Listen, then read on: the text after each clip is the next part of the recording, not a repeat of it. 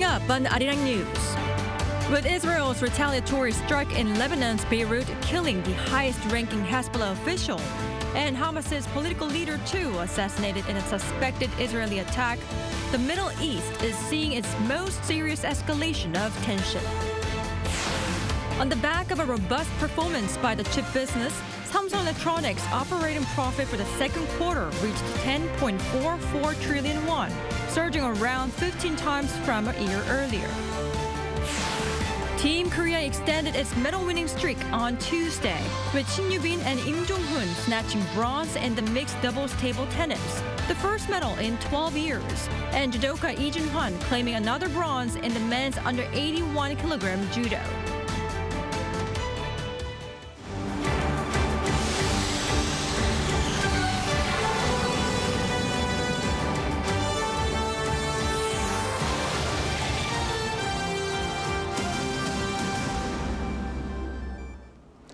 Welcome to the 9 p.m. edition of Arirang News. I'm Kim Bo-kyung. We begin with escalating turmoil in the Middle East. Hamas political leader has been reportedly killed in an Israeli strike in Iran, where he had been attending the inauguration of Iran's new leader. Hamas has vowed to retaliate. An Sung-jin starts us off with the latest. Hamas's political leader Ismail Haniyeh was killed in Tehran on Wednesday. This is according to Iranian state media, which cited the Islamic Revolutionary Guard Corps. Hamas has pointed to Israel and says Haniyeh was killed by a Zionist strike on a special residence for veterans in the north of Tehran. The militant group leader was in Iran as he participated in the inauguration of new President Masoud Pezeshkian. Tensions may now escalate in the Middle East. Haniyeh was already an open and easy target as a mediator in the political bureau for Hamas, making constant public appearances. After the assassination for Netanyahu, if his support rate from Israeli citizens go up, he may come forward with a hardline policy on demolishing Hamas. Another potential module is that he settles with the killing of Haniyeh and goes with an exit plan to end the war. Haniyeh had been a key figure in Hamas responsible for the group's political operations, including hostage and ceasefire talks with Israel. A senior Hamas official says that Hamas will continue with its current path as they are confident of victory. It also pledged to seek retaliation as Haniyeh's actions will not go in vain. The same expert added that Iran's response is going to be a pivotal point in whether this conflict will develop into a major regional war. Since the assassination happened to someone who was invited to the president's inauguration, there will be some sort of retaliation. Though they will try to contain it and maintain the equilibrium without having it further spill out, it's difficult to predict a military operation. Palestinian President Mahmoud Abbas has strongly condemned the attack as a cowardly act, while Turkey's foreign ministry has issued a statement that accused Israel of escalating the conflict. An Sung-jin, Arirang News. And just before the reported strike in Iran, Israel carried out a retaliatory strike in Beirut, killing a senior Hezbollah commander, raising concerns over widening conflict in the region. Cha Yoon-kyung has the latest. On Tuesday afternoon local time, an Israeli airstrike hit a southern suburb of Beirut, the capital of Lebanon. Lebanese media reported that the airstrike killed 3 people and injured more than 60. Israel's military claimed that this was in response to the attack of a football field in the Israeli-occupied Golan Heights on July 27th, which killed 12 children. Israel's Minister of Defense Yoav Gallant has warned that Hezbollah crossed a red line on its social network service. The Israel Defense Forces stated on Wednesday that it carried out a targeted strike in the Beirut area on Tuesday against a Hezbollah commander who had led the rocket strike on the football field. As a result, local media outlets reported that the commander, Fuad Shukur, a senior military advisor to Hezbollah's leader, was killed in the Beirut airstrike. Fuad Shukur was known as a right-hand man to the Hezbollah leader and his advisor in planning and directing attacks and operations. In the meantime, the Israeli military attack on Beirut was on the day of the inauguration of Iran's new president, while senior leaders of regional militant groups backed by Iran, known as the Axis of Resistance, were present at the ceremony.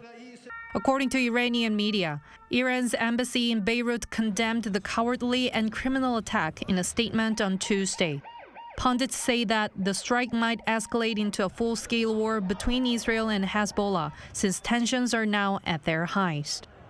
We do not believe that all-out war is inevitable, and we still believe that it can be avoided. And we're continuing to work towards a diplomatic resolution that would allow Israeli and Lebanese civilians to return to their homes and live in peace and security.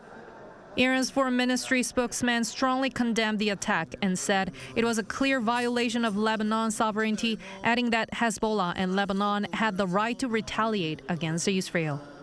차윤경, Arirang News. In the U.S., Vice President Kamala Harris appears to be standing slightly ahead over rival Donald Trump. A recent poll of over 1,000 American adults showed that 43% of registered voters supported Harris, while 42% supported Trump. In the same poll a week earlier, Harris had a 2 percentage point lead over Trump. The poll also showed that respondents preferred Trump's stance on the economy, immigration, and crime. Meanwhile, they favored Harris's plan for health care. Harris is set to be officially nominated as the Democrat presidential candidate during the party's national convention next month. Meanwhile, drone-melting laser weapons will be deployed by South Korea within this year to shoot down unmanned North Korean aerial vehicles. Our correspondent Bae Eun-ji was at a testing site. A drone catches fire and crashes into the sea. It was intercepted by a laser emitted by South Korea's newly developed high-energy laser weapon, about a kilometer away from the drone. At this testing center, South Korea has been developing these laser weapons to shoot down drones. It plans to start deploying and operating them by the end of this year. It has taken 5 years and cost around $63 million for South Korea to develop the new weapon, aimed at detecting and destroying small unmanned vehicles. Laser weapons are not only quiet and invisible, but they only need electricity to operate, making them cheap, costing less than $2 per shot. South Korea is expected to become the first country in the world to officially deploy and operate laser weapons. We have successfully completed the research and development of an advanced laser weapon. By deploying the weapon in the near future, we will work to become a leading nation in this field. Seoul's decision to develop and deploy laser weapons comes after Pyongyang's drone provocations in recent years. In 2014, North Korean drones equipped with digital cameras were discovered after crashing near the border in Paju City and Baekneungdo Island. Then in 2020, 5 drones from the north flew across the border and breached South Korean airspace, sounding an alarm over the security threats posed by unmanned vehicles. The laser weapon is designed to shoot down small drones for now, but the country plans to develop it in the future so that it can emit more powerful beams, strong enough to counter aircraft and ballistic missiles. Bae Eun-ji, Arirang News, Daean. South Korea's presidential office has launched a National Cybersecurity Council to address the growing volume of cyber threats from North Korea and other foreign actors. The office said Wednesday that the National Security Council convened a policy meeting attended by relevant government agencies from across the country.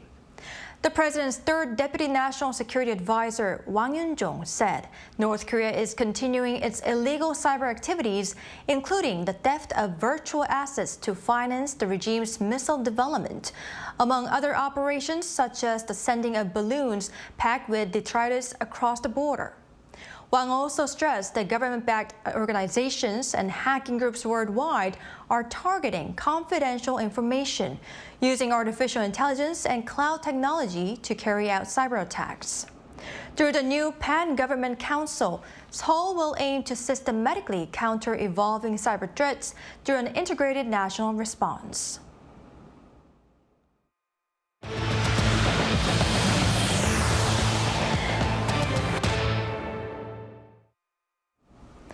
Shifting gears to the economy, Samsung's second quarter numbers have surprised analysts, with earnings above 10 trillion won.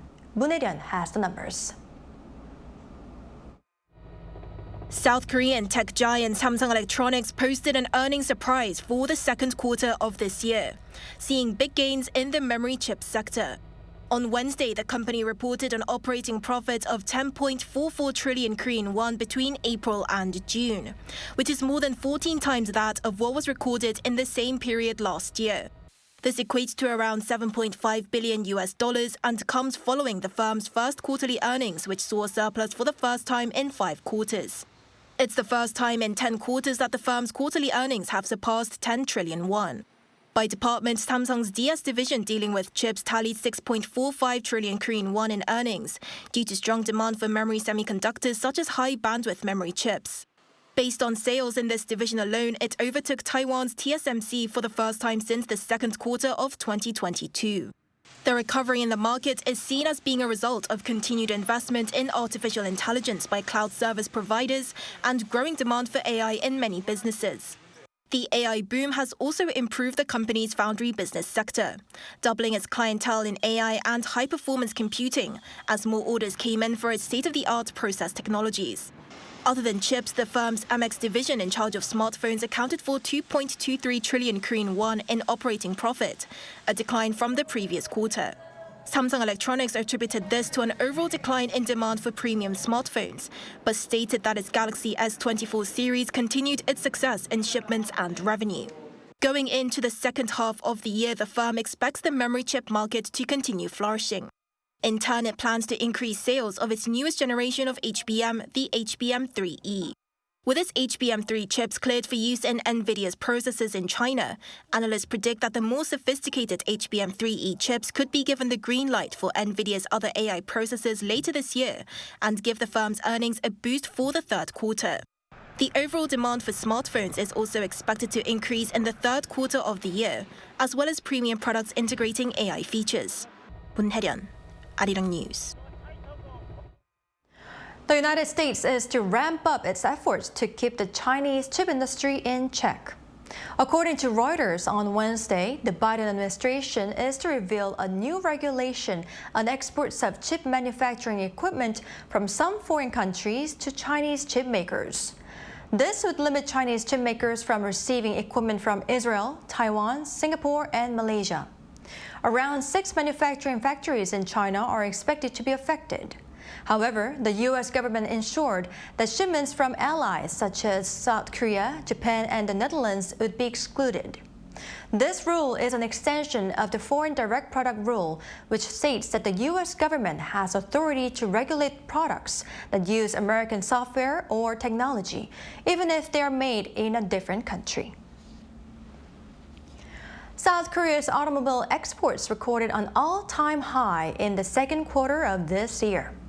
According to the Korea Customs Service on Wednesday, their export value reached nearly $18 billion during the April to June period, up 6.8% on year. This was mainly due to a recovery in demand in major regions, including North America, and continuous demand for hybrid vehicles. Auto exports have been on the rise for 9 consecutive quarters since the second quarter of 2022. However, imports fell by over 25% in the second quarter, making it the 4th consecutive quarterly drop. Findings for June show a mixed economic performance, with industrial output extending its on-month retreat, while private spending rebounding. Park Gon-woo covers the causes and more. Industrial output for South Korea dropped in June compared to the previous month, while spending and investment both saw increases. According to related data released by Statistics Korea on Wednesday, overall industrial production fell by 0.1% on month in June. That's the second total output drop in as many months. By sector, public administration and construction decreased by 5.1% and 0.3% respectively, dragging the total industrial output down as well. Statistics Korea says the lower output in public administration was due to earlier than usual budget executions made this year. But the agency pointed to the increases in the mining and manufacturing sectors, including chips and chemical products. On the production side, semiconductors are booming because the demand outlook for IT devices is good and the AI industry is growing continuously. Exports for chips are good too. Private spending rebounded 1% in June from May, making it the first time in 3 months that the country saw a rise in spending. That's attributed to greater sales in durable goods such as automobiles and semi-durable goods including shoes and bags. But data also showed that spending dropped by more than 3% compared to a year before, making it the fourth consecutive drop. Equipment investment increased by 4.3% in June on month. Investment in machinery, including special industrial machinery, rose by over 6%. 박건우, Arirang News. South Korea's national tax revenue plunged in the first half of the year, heightening concerns about a potential tax deficit despite optimistic forecasts from the government. Data from the Finance Ministry released on Wednesday showed that revenue from January to June dropped by nearly 10 trillion Korean won, or over $7 billion compared to the same period last year. This comes as a result of a fall in collected corporate tax, which tumbled by more than 34% on year due to deteriorating corporate performance from major conglomerates. The government is counting on interim prepaid corporate taxes with improved performance in the second half of the year to boost tax revenue. Turning to the major medical dispute in the country. The deadline for recruiting trainee doctors for the year's second half ended today, apparently with very few applicants. Sinayang reports. Recruitment for trainee doctors at 126 hospitals nationwide ended on Wednesday at 5 p.m. Since Monday last week, hospitals have been recruiting for 7,645 trainee doctor positions for programs starting in September.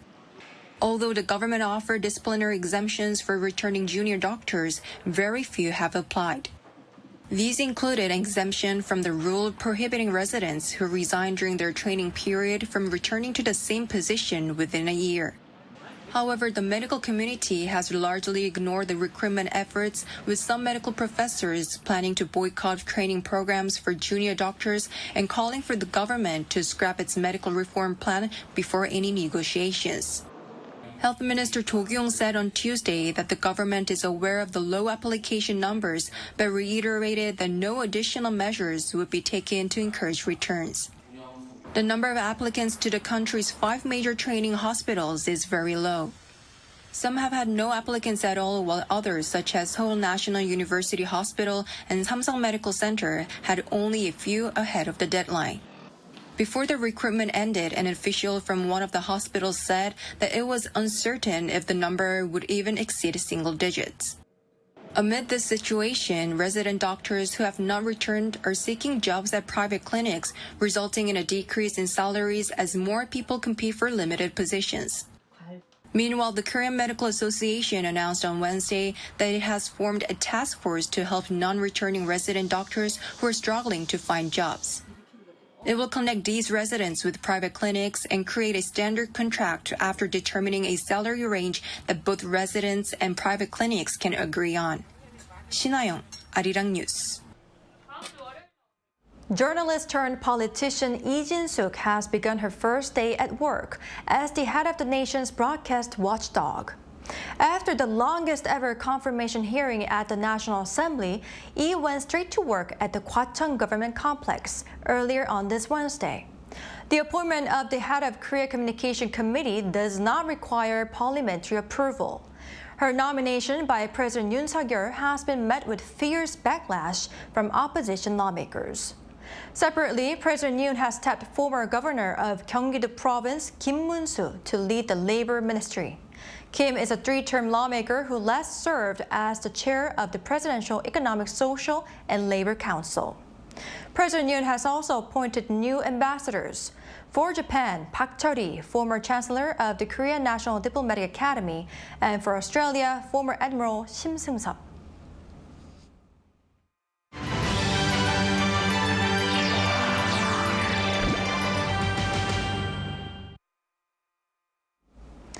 Team Korea has notched another Olympic medal, this time in table tennis, for the first time in over a decade. It also added a medal in the men's under 81 kilogram judo event. Lee Seung-jae gives us the details.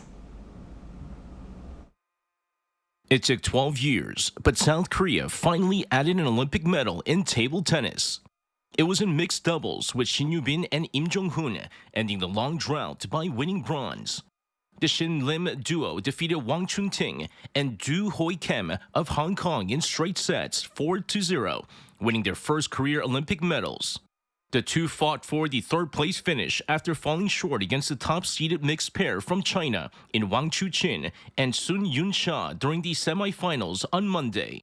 The podium finish for Shin and Lim also allowed for a brief and rare Olympic moment where the South Koreans greeted and congratulated North Korean silver medalists Lee Jong-sik and Kim Geum-young. South Korea added another bronze medal on Tuesday, this time in the men's under 81-kilogram judo competition. Lee Jun-hwan became the world's third-best under 81-kilogram judoka after defeating third in the world-ranked Belgian judoka Matthias Kasse. Scoring a waza-ari, or half point, just 48 seconds into the sudden death extra period, Lee secured South Korea's second Paris Olympic medal in judo. Despite being his first Olympics, and despite being just 2 years away from his senior career, Lee expressed slight disappointment and vowed to train harder so that he can win an Olympic gold in Los Angeles in 2028. But the future is bright for the 22-year-old judoka, who the International Judo Federation has even nicknamed Lightning Man, saying he's so fast that he can win a match before the player introduction is over. Meanwhile, in their first ever final of an Olympic swimming relay competition on Tuesday, the South Korean men's 4x100-meter freestyle relay team finished sixth. The four-member team of Yang Jae-hoon, Lee Ho-jun, Kim Woo-min, and Hwang Sun-woo finished with a final time of 7 minutes 7.26 seconds. Kim had earlier won a bronze medal in the men's 400 meters. Lee Seung-jae, Arirang News.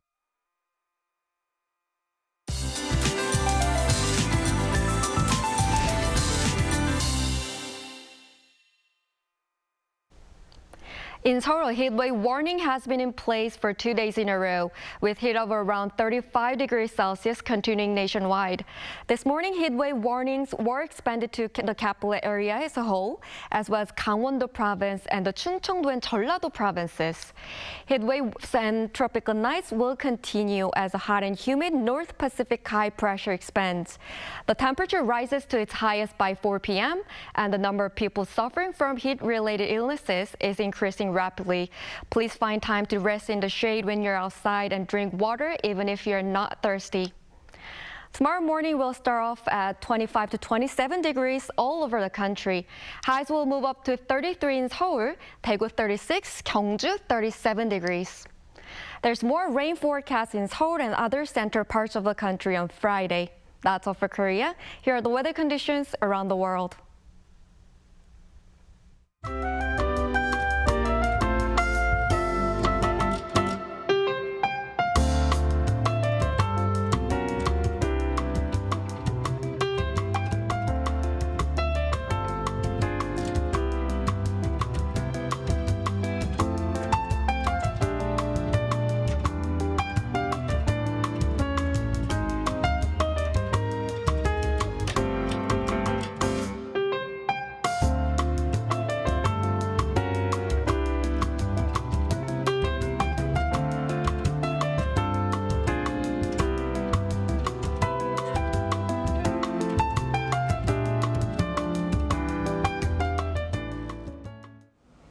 That's all we have for today. Thank you for watching. Arirang News will be back at 9 a.m. Korea time.